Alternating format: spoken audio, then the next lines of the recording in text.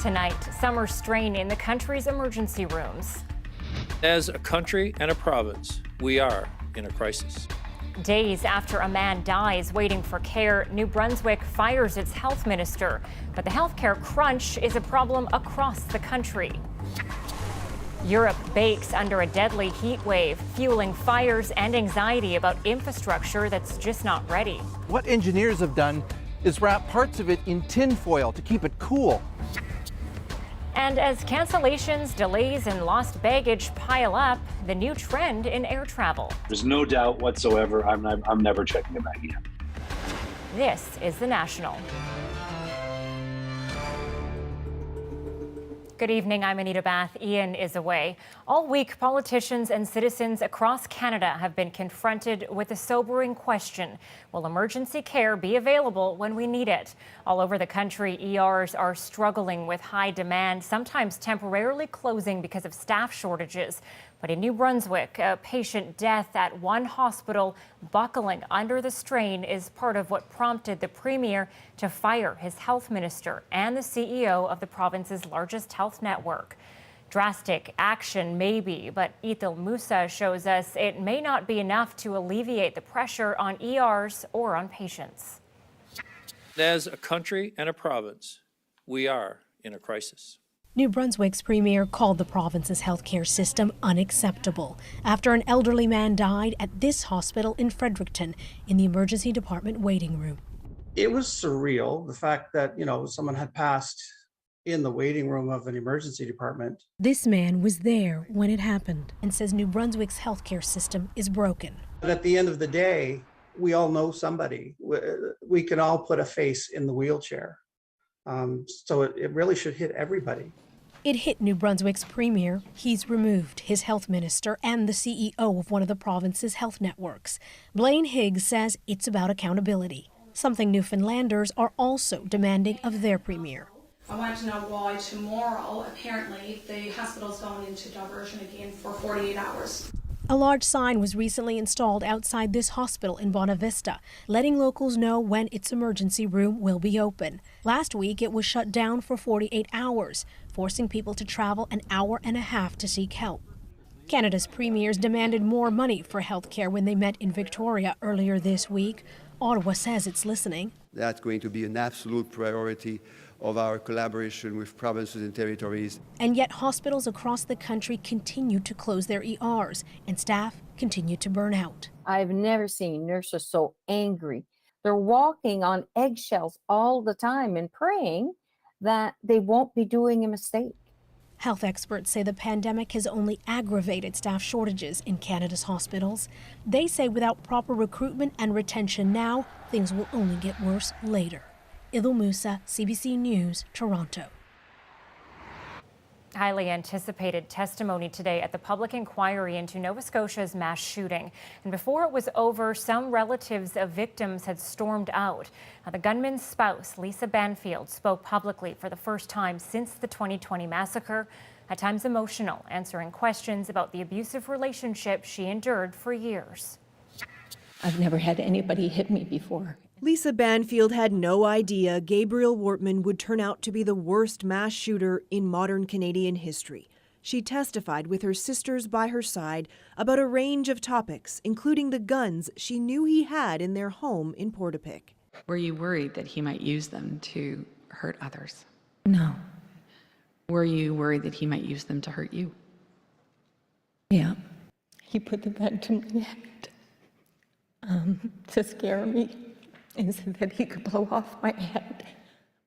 The commission lawyer also asked Banfield what she knew about the mock police cruiser the gunman kept in what they called a warehouse, where they hosted parties. I asked him, you need to find out if you're allowed to even have this. And he's like, oh yeah, I'll figure. And I said, if you don't, I'll call and I'll just ask him so you don't have to worry about it. And he's like, no, Lisa, don't.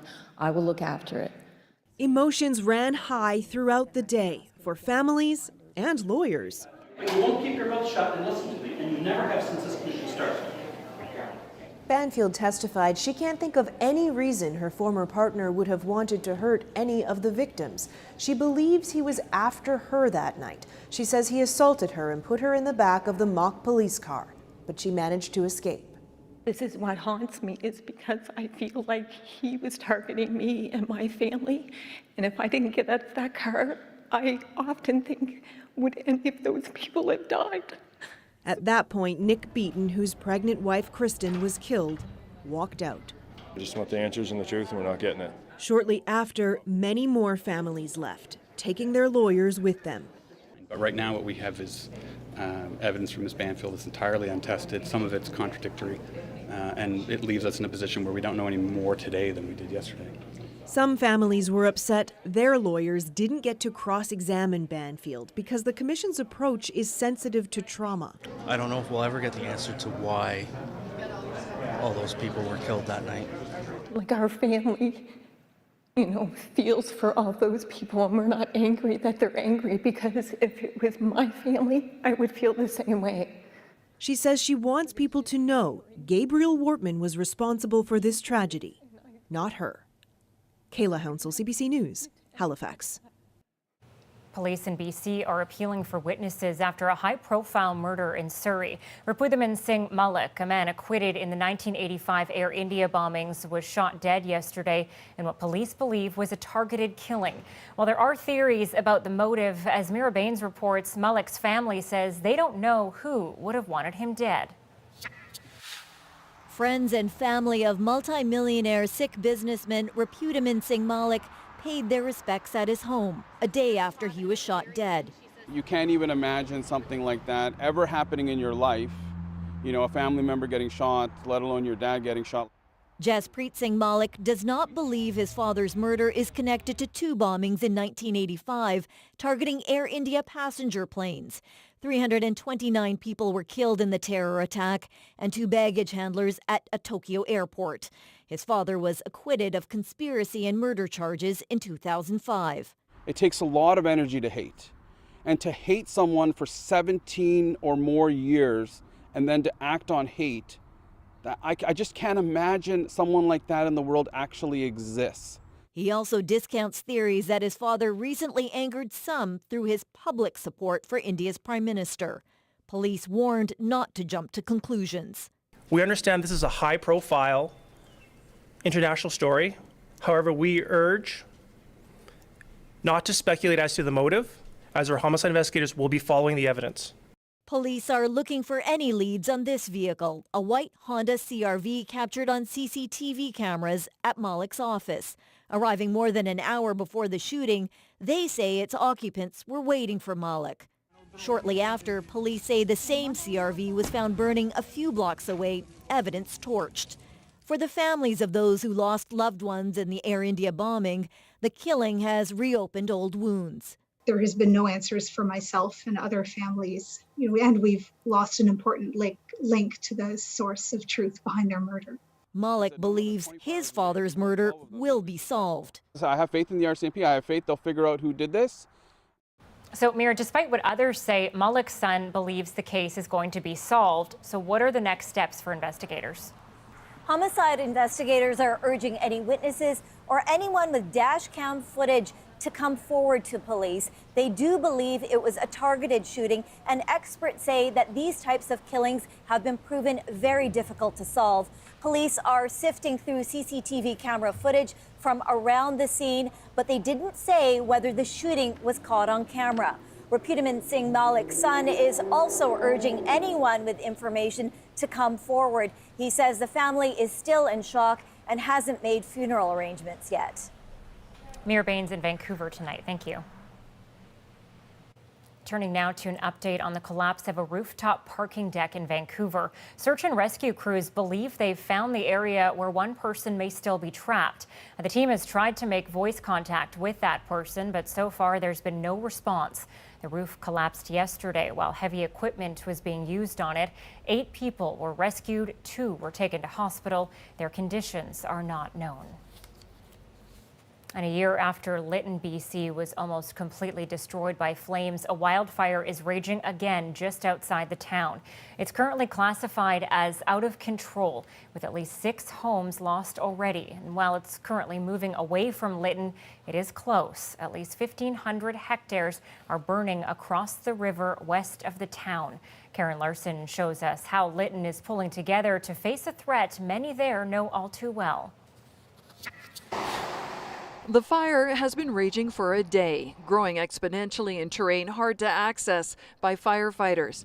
So far, humans and livestock have gotten out unscathed. We have to go by the message that we're strong and we're resilient, but people always have to be aware of the risks of fire at this time of year. Close to 100 properties on the Lytton First Nation and another 50 in the Thompson-Nicola district have been evacuated. But getting out isn't easy. The tiny ferry servicing Lytton's west side is out of commission because of high water on the Fraser River. Most are taking a gravel road about 80 kilometers north to an evacuation center in Lillooet. Well, it's hard to be on the move and on the run, especially if you're elderly or disabled. We know last night 2 people had to ride on the hood of a car because there was no other room for them. The fire is threatening homes on the other side of the river from where Lytton's main area burned to the ground last year. Oh no, not again. For those who lost their home in 2021, it's a painful reminder. There's a lot of people though that I've spoken to in the last day and a half here that went through severe PTSD and trauma, and this fire has just really triggered a lot of emotions for those people. Locals say when the fire broke out, the community pulled together to protect houses. The people that help are just fabulous. And people just pitch in and help, and they save homes by doing so. 80 firefighters, 6 helicopters, and 3 air tankers fighting to hold the flames back. Karen Larson, CBC News, Lytton, BC. In Europe, a lethal heat wave is shattering records and forcing people to flee their homes. Chris Brown reports from London, where authorities are preparing for the heat by taking some extreme measures. Europe is on fire. In Portugal, 3,000 firefighters are working in hellish conditions, and away from the flames, temperatures in the mid-40s Celsius are blamed for the deaths of 240 people. In Bordeaux, France, 10,000 people have had to flee their homes from fires that are breaking out faster than crews can contain them. Emmanuel Macron visited a fire crisis center. We're currently experiencing a one-of-a-kind season in terms of difficulty, said the French president. We've already seen 3 times the amount of forests burned compared to 2020. In Spain, people are cooling off however they can and preparing for a lot more of the same. Every year we sell a lot of fans when the heat wave arrives, says the saleswoman, but now people are buying them faster and all at once. Britain, which is already parched and brown, will get the heat wave next. Forecasters have issued the country's first ever extreme heat warning, with even fit and healthy people being warned they're at risk from the hot weather. So is Britain's aging infrastructure, as authorities say it was never built to cope with such conditions. This is the Hammersmith Bridge across the River Thames, and what engineers have done is wrap parts of it in tin foil to keep it cool so that the 150-year-old structure won't crack like it did in a heat wave 2 years ago. The hope is the installation of a new cooling system will even out the temperature spikes so the bridge can stay open. As scientists warn, more extreme weather will come with a warming climate. What this means is that what would have been unusually warm in the past is expected to become more frequent in the future. With possible record-breaking 40-degree temperatures coming to the UK capital by Monday, hospitals are cancelling surgeries to cope with what's expected to be an influx of heat-related cases. Chris Brown, CBC News, London. In Saudi Arabia today, U.S. President Joe Biden says he's bluntly raised the murder of journalist Jamal Khashoggi when he met with the Saudi Crown Prince. I raised it at the top of the meeting, making it clear what I thought of it at the time and what I think of it now.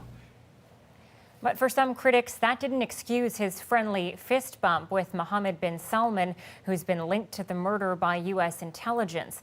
Biden was there in part to increase his country's energy security. Khashoggi's former fiancée tweeted that the blood of bin Salman's next victim would be on Biden's hands.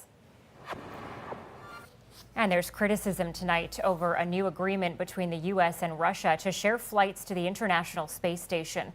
The deal means as of September, American astronauts can fly on Russian spacecraft and vice versa. One retired American astronaut says it's the wrong decision given the Kremlin's war in Ukraine. I think it just sends the wrong message. I think it's bad optics. And we'll see what happens. Hopefully, that'll be reconsidered. Tension has been growing between Russia and the West after Russia's space agency unveiled war propaganda on the board, the ISS. Today, the Kremlin said it's replaced the controversial head of its space program, though Canadian MP and retired astronaut Marc Garneau says it's his understanding the change is not related to the ISS controversy. New data on Canada's real estate market shows the country's sky-high housing prices are coming down as interest rates rise. According to the Canadian Real Estate Association, the average price of a home was just over $655,000, down nearly 20% since a peak in February. Sales in June were down 24% compared to June of last year. Most of the declines have been seen in Ontario and parts of BC. Now, as it gets tougher for potential home buyers to afford a mortgage, it's having a trickle-down effect on the rental market. In parts of the country, the cost of rent is surging. As Nisha Patel explains, one of the big problems is the lack of supply. Nathan Armstrong scrolled apartment listings for months, desperate to find a place to rent. $1,500, $1,700, $1,900 for a one-bedroom apartment. Our price range is disappearing. Armstrong and his wife lost out on dozens of apartments and had to live in a motel in Woodstock, Ontario for 16 months. It is very, very difficult. Hard to cook, as we're not allowed to have our own cooking material. Apartment rents for nearby London soared more than 28% last month compared to a year ago. In Halifax, the vacancy rate is less than 1%, and stiff competition is putting unfair pressures on applicants. And now you're asked to pay 3 months' rent before you will be considered for an apartment. That's devastating. Leslie Dunn helps educate Canadians on renting. She says households with lower incomes are rapidly being priced out as rents increase faster than their paychecks. For most newcomers, for most people who are on a fixed income, there is absolutely no way that they can afford that. In Vancouver and Toronto, average monthly rents have soared as high as $2,400. Much of Canada's current rental supply is made up of condos, with investor landlords who are more likely to take their property off the market at any time. They can, for their own personal use or for other reason, can tell you to vacate the property, and that would mean that you have to move to a different place. Experts say Canada needs to build a lot more housing meant only for rentals, and fast.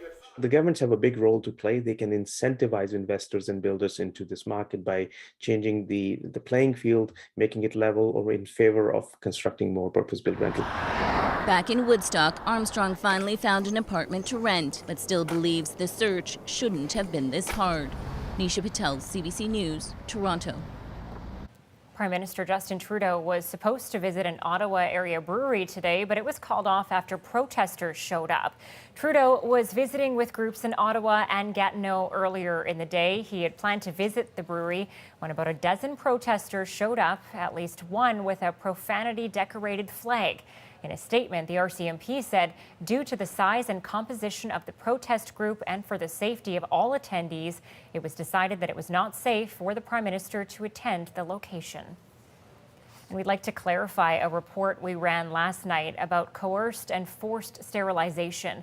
Our story implied that one woman, Morningstar McCready, had consented to having a cesarean section during which she was sterilized without her knowledge or consent. We'd like to correct the record. Ms. McCready did not consent to any medical procedure. We regret the error.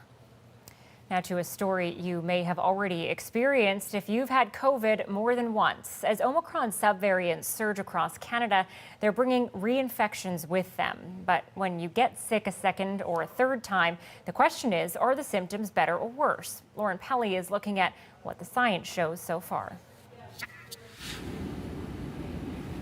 It's the COVID test result no one wants to see, but that Canadians could experience over and over.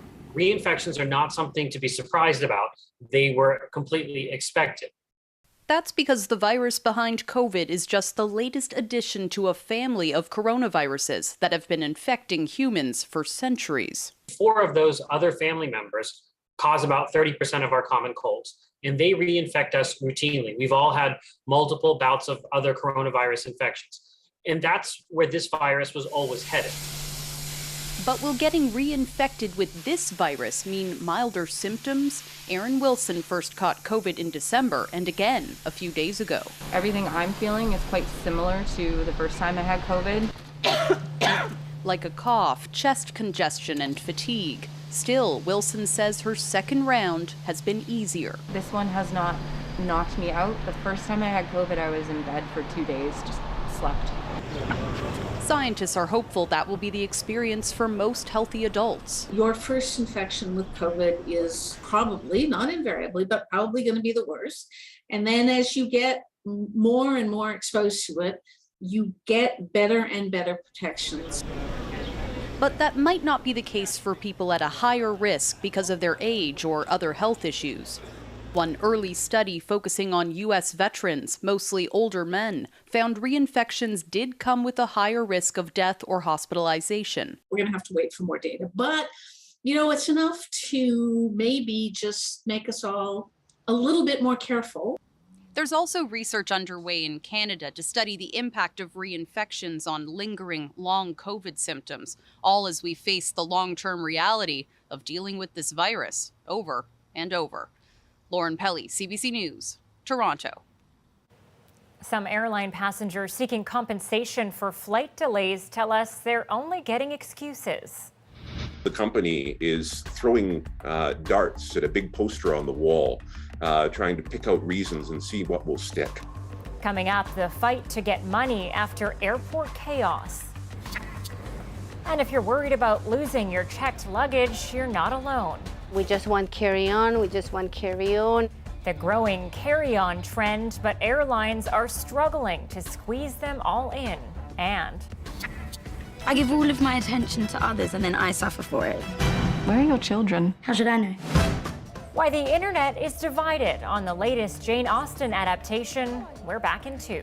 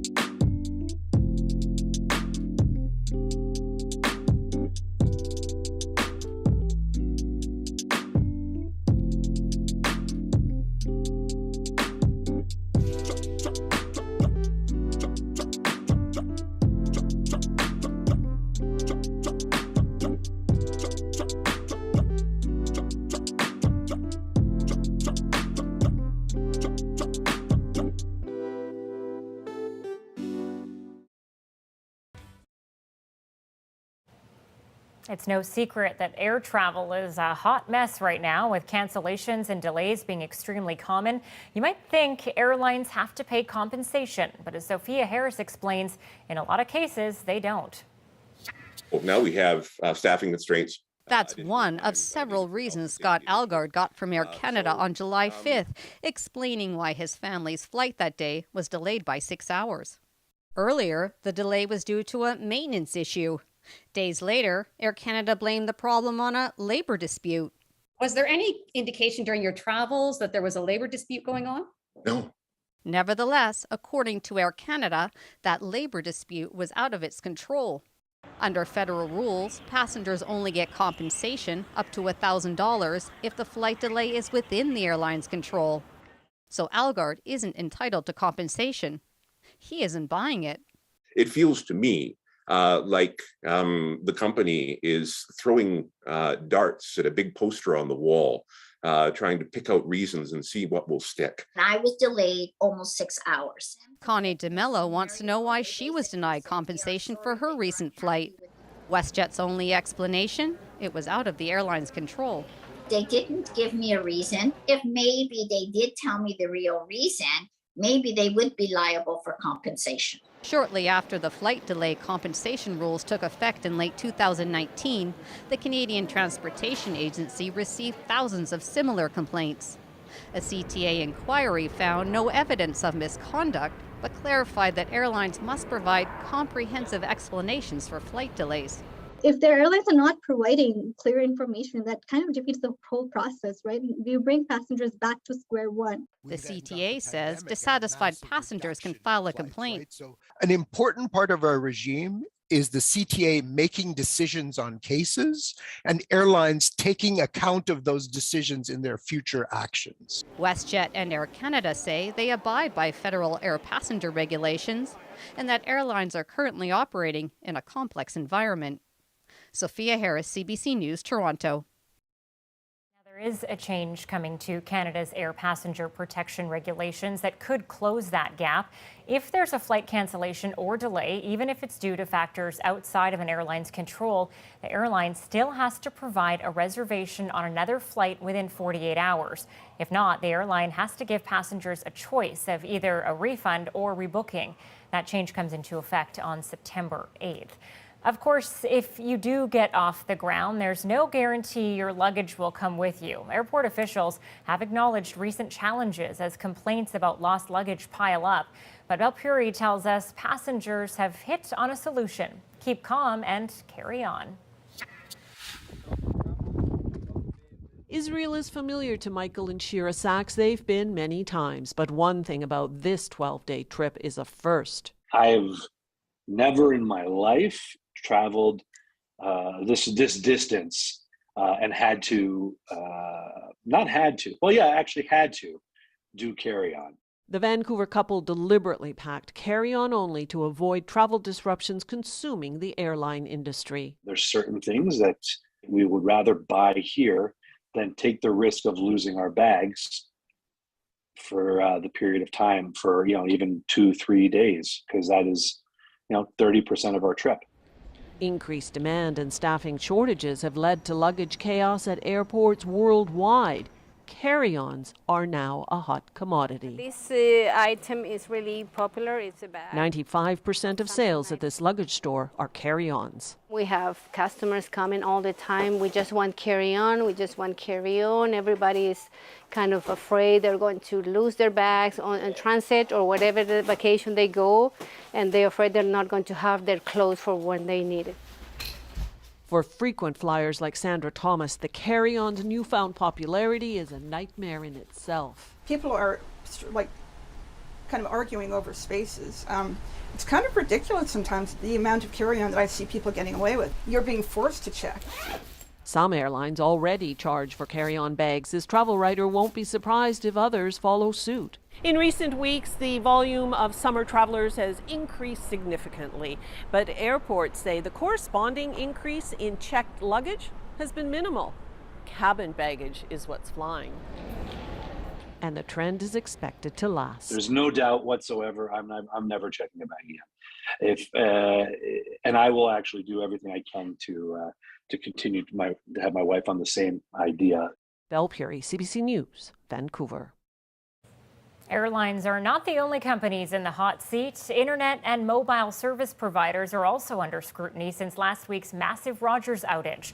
And while it's no secret Canadians pay top dollar, is there anything we can do to improve the service? Our consumer advocate has some tips next.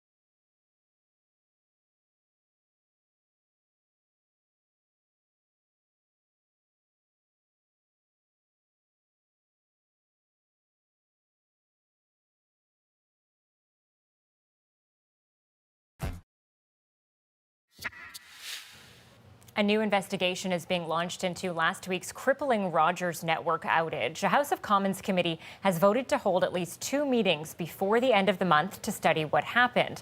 Canada's industry minister, as well as officials from Rogers and the CRTC, will be called to testify. Now, since the outage, there's been a lot of talk about this in this country and about wireless services, from reliability to what Canadians pay for what we get. A recent report out of Finland compared more than 40 countries and found Canada was the most expensive for a 4G or 5G plan with at least 1,000 minutes and 100 gigs of data. And that's comparing minimum monthly prices. Canadians pay significantly more than people in other G7 countries. We pay 16 times what people pay in Italy. So to take a closer look, we have consumer advocate and wireless bill expert Mohammed Halabi. Mohammed, we sent out our producer Andrew today to ask people about their mobile and internet bills. So I want to start with that. Here's what they had to say. Hey, here's a quick question. Yes. Are we paying too much for cell phone and internet bills here in Canada? Absolutely. How does it make you feel when you get that big bill at the end of every month? Unfair and ripped off. How does it make you feel when you get that large bill at the end of every month? I'm annoyed mostly because the prices are, I have friends in the States and our prices are way more money than what they pay. How does it make you feel when you get a bill at the end of every month? Every month I'm pissed off, every month. Yeah, I'm paying too much in Canada. Why am I paying so much versus the entire world? Why do you have such a monopoly? Do you think we're paying too much for cell phone and internet bills? Yes! Yes! These are this is my family from outside we're here of from Canada. Europe. And that's exactly what they were talking about. I always hear that we have the highest rates worldwide almost, so it would be good to know why and why the industry is so, just captured by 2 or 3 different companies, right? Clearly, this is the talker. So, Mohammed, last guy there asking why. That is the question. Why are phone and internet costs in Canada so high?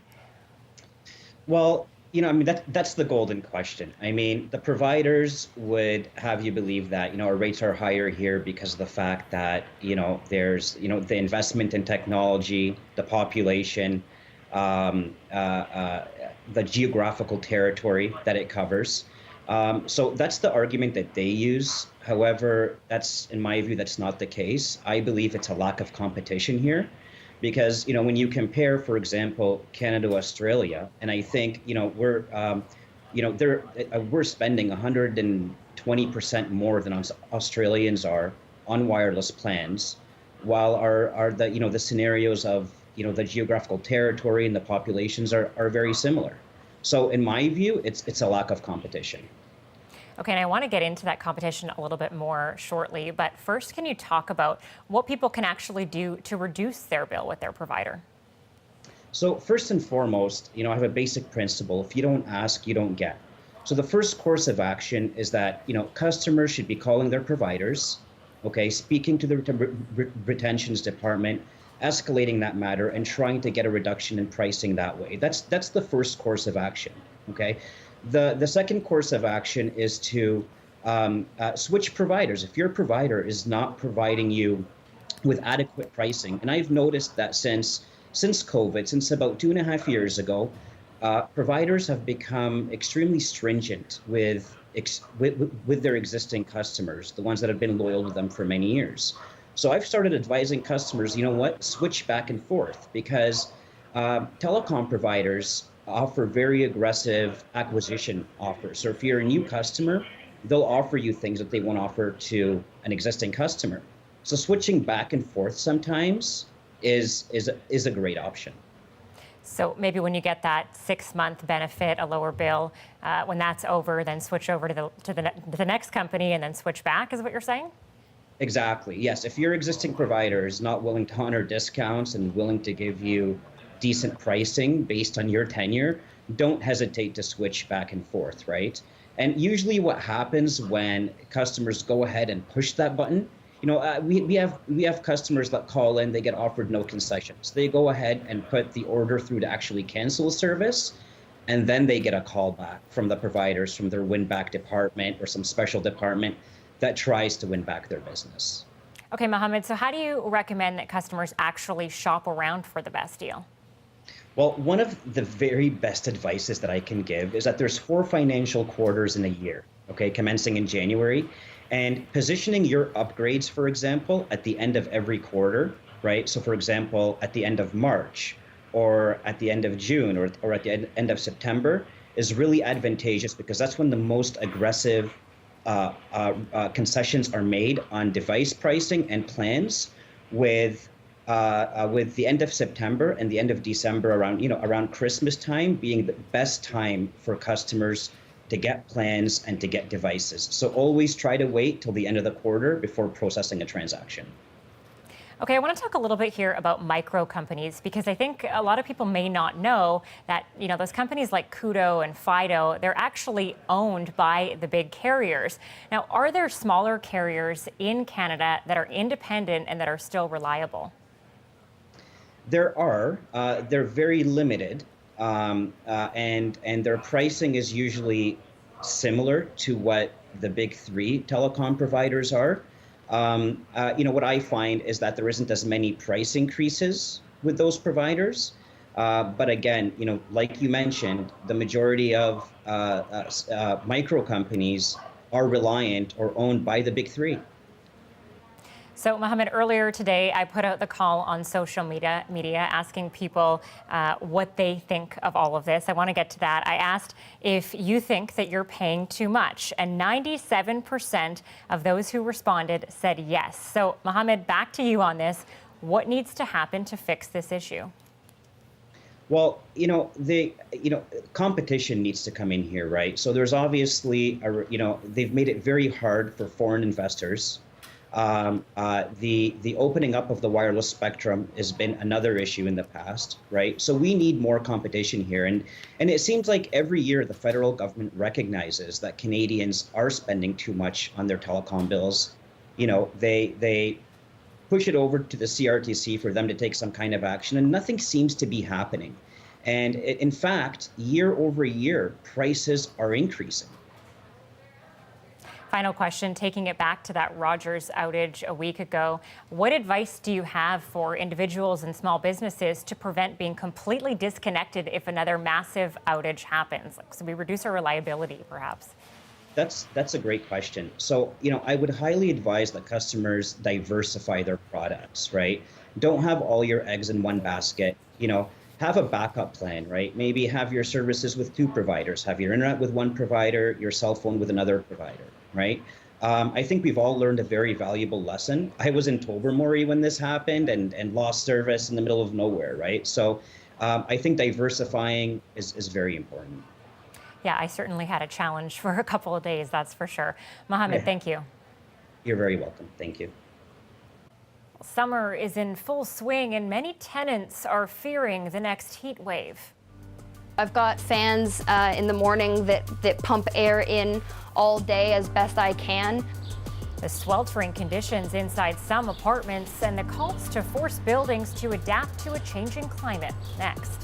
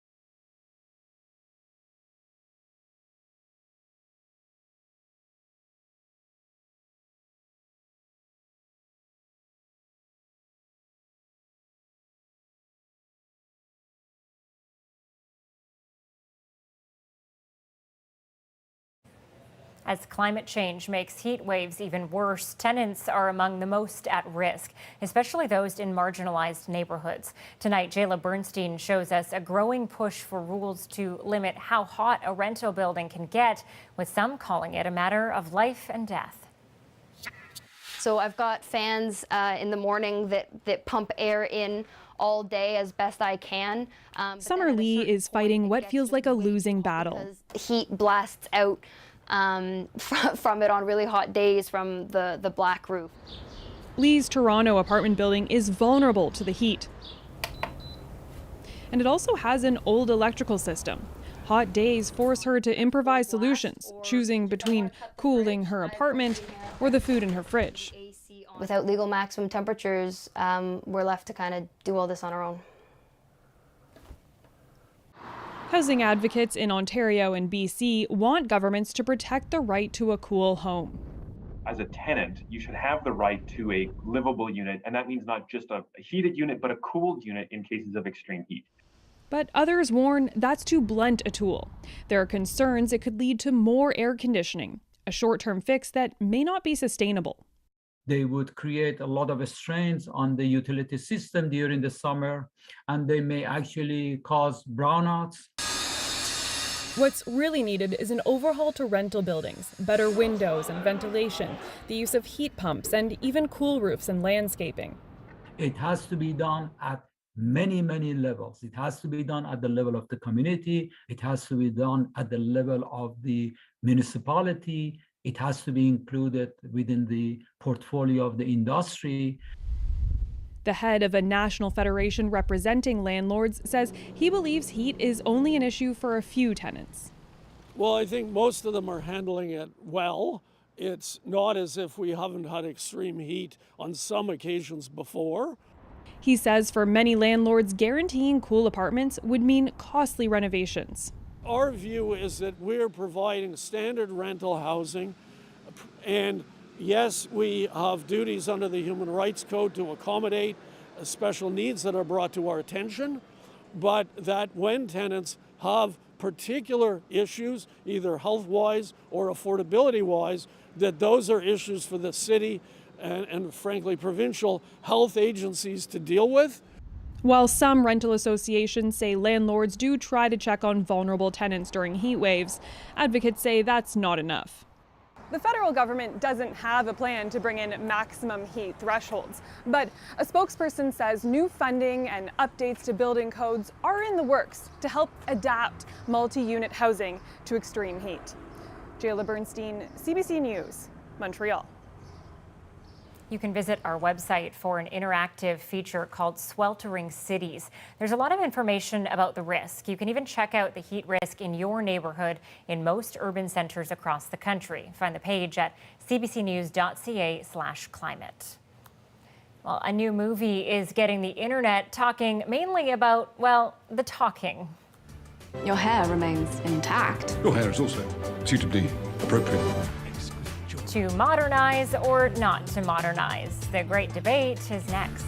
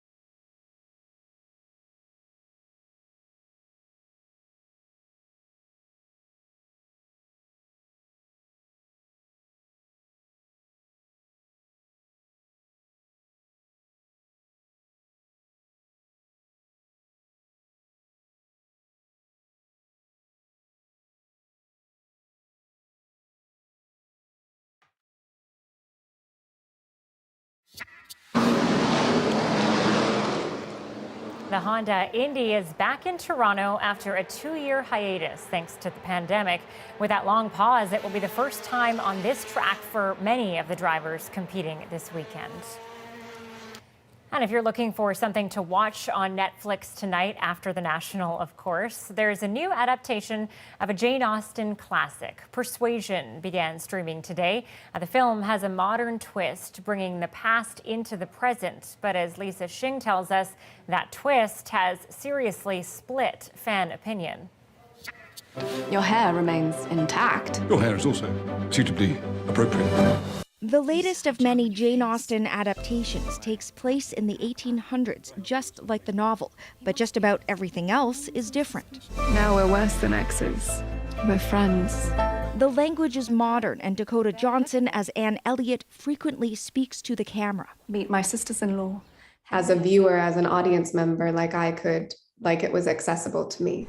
But it doesn't sit well with some die-hard Austen fans. Her charming, witty writing style has engaged readers for generations, including Natalie Jenner. There's something very soothing about the choices she's making with her words. But there's also that wonderful catharsis of the happy ending. That's why she turned to Austen when her husband was diagnosed with pulmonary fibrosis. Jenner wrote her own tribute novel, which became a bestseller. She's skeptical of this new version of Persuasion. It doesn't look like her character is quite as dejected and at that point of bottomness in life. Online, fans took issue with the language. Others argue having Anne address the camera ruins the intimacy of the writing. She's not handsome enough to tempt me. Over the years, there have been dozens of adaptations of Austen's novels. Of the modern versions, there's Bridget Jones's Diary, based on Pride and Prejudice. Ew! Get off of me! As if! The iconic Clueless, a riff off of Emma, delighted audiences and inspired them. My first love was this modern, remixed, multicultural adaptation that just blew me away. Nikki Payne wrote her own modern retelling of Pride and Prejudice called Pride and Protest. And she says if you're going to go modern, you've got to go all the way. I think that's actually the way to adapt a film. Lisa Shing, CBC News, Toronto. One of the weekend's youngest superfans got an amazing surprise last night. 6-year-old Phoenix Prince, known to family as Starboy, a reference to one of the weekend's songs, caught the singer's attention in a viral photo. He was supposed to see The Weeknd live last Friday, but the show was canceled because of the Rogers outage, leaving Prince disappointed outside the venue. The singer saw the photo and asked to meet with Prince. Then The Weeknd flew him out to his show in Phoenix and signed his jacket. Well, coming up, a milestone for a group dedicated to a decades-long tradition. So 600 donations, how's it feel? That's pretty good, really exciting. The donation and the celebration in our moment.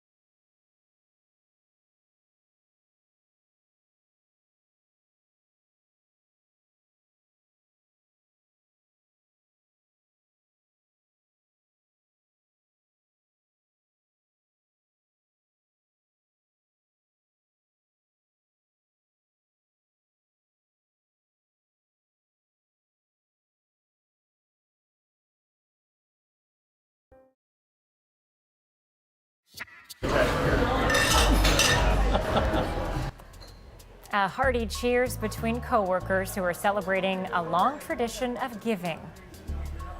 This group of auto workers is celebrating their 600th blood donation. Blood, burgers, and beers. Meet the brotherhood behind the gift is our moment. So 600 donations, how's it feel? Oh, it's pretty good. Really exciting.